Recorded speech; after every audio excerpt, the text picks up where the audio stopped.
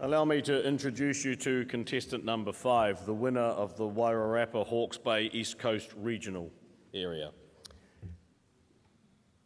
Our next contestant is head boy, under-19 Hawke's Bay table tennis team, member of the under-19 Hawke's Bay basketball training squad, a member of the senior A debating team. His favourite quote is from N&M: "If you had one shot, one opportunity to seize everything you ever wanted, one moment, would you capture it or just let it slip?"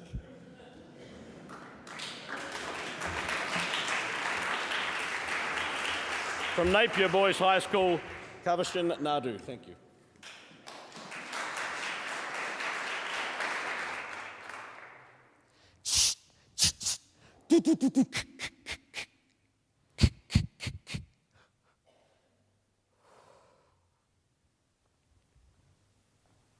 Narimu of the Maori Battalion glanced down at his Lee-Enfield Mark III rifle in dismay.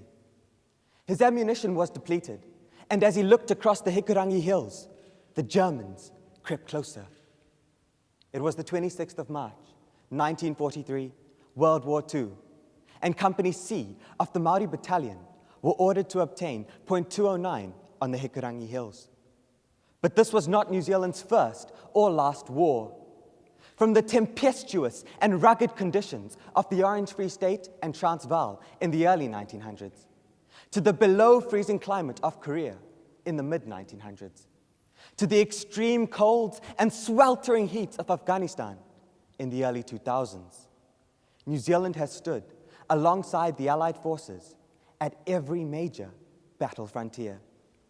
It is this camaraderie that reflects the courageous and proactive mentality of New Zealand soldiers, a mentality that has resulted in 22 Victoria Crosses earned by our war veterans. But what is courage? What is this value, this quality that all of our war veterans share? Is it a numbness that lets us walk through battlefields unafraid? Is it a superhero costume that leaves our enemies stunned and our allies amazed? Or is it simply an innate human quality that some have unlocked? A man who fought a war against racism, Nelson Mandela, once said that courage is not the absence of fear, but the triumph over it. The brave man is not he who does not feel afraid, but he who conquers that fear. Our war veterans were brave. They did conquer their fears. And this is shown in what Wilfred Owen writes. "Gas, gas, quick boys! An ecstasy of fumbling, fitting the clumsy helmets just in time."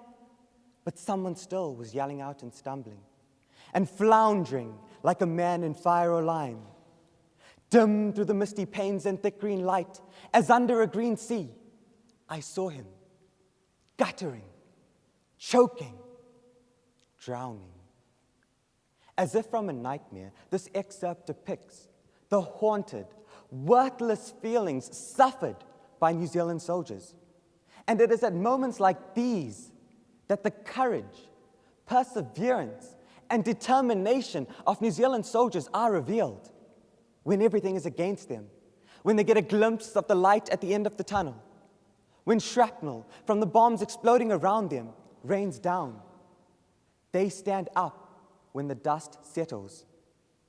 But some of them are pierced by the shrapnel. Some of them are intoxicated by the mustard gas.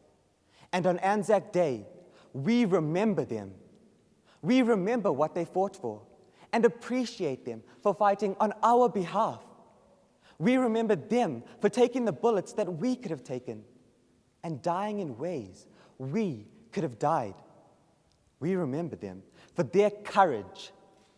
As New Zealand war veteran and recipient of the Victoria Cross and Bar, Charles Upham destroyed enemy posts, rescued a wounded man under fire, and eliminated 22 German soldiers, all of which being done after being blown over by a mortar shell and receiving a shrapnel wound in his shoulder and a bullet in his foot. Someone of the same age, at the same time, but on the opposite side of the world, was mowing their lawns, washing their windows, living a normal, daily life. The lengths and extremities gone to by our war veterans is something we should always remember and something we should be forever thankful for. Like fishermen over-exaggerating the size of their catch, one would think these soldiers would return with their nose turned up and arrogance emanating from them. This could not be further from the truth. They returned with the utmost humility. When informed of his first Victoria Cross award, Upham replied, "It was meant for the men." This selflessness is what we should remember. A selflessness that was also displayed by Willie Apiata, our most recent Victoria Cross recipient, who was under heavy fire and completely exposed to the enemy as he carried his friend 70 meters to safety. When asked about his actions, he reluctantly said, "I just saw my mate was injured and I needed to get him to safety. And I put him up on my shoulder and carried him to safety. And yeah, that's what happened." Actions that speak louder than words is a concept that is shared by all of our war veterans. They weren't only tough and courageous, but they were smart too. The namesake of this competition, Cyril Bassett, was awarded his Victoria Cross for laying a telephone line from the old position to the new position on Chinook Bear, in broad daylight and under heavy, continuous fire. His comment when asked about his actions was, "I was so short that the bullets just passed over me." Imagine, really put yourself in his shoes. Feel the sweltering sun on the back of your neck, the bullets ricocheting off every surface around you, with a telephone line in one hand, a rifle in the other. Mental and physical strength extended to their extremities. This was one of our soldiers, one of our people. Each of these men exercised the never say die attitude that one of the greatest athletes, Michael Jordan, talks about when he says, "Obstacles don't have to stop you. If you run into a wall, don't turn around and give up. Figure out how to climb it, go through it, or work around it." These men and those who fought alongside them, some of them just teenagers like some of us, vividly emphasized the difference between the values upheld by our war veterans and the teenagers of our own generation. A generation blinded by consumerism and materialism, in a world where having the latest cell phones, the most fashionable clothes, and the bank balance to back it all up, simple, seemingly archaic values are lost. Our generation is being bottlenecked by our greed for sophistication where it is unnecessary. By standing by true values, obstacles that are presented to us can be climbed, gone through, or worked around. It was the 26th of March, 1943, World War II. And as Narimu dropped his rifle, he summoned his courage and overcame his obstacle, for which he earned, posthumously, the Victoria Cross. Gathering his men, they held off the German troops on Point 209 for a whole day. They charged at the enemy with stones, chanting, "Kamate, kamate, koura, koura. Kamate, kamate, koura, koura."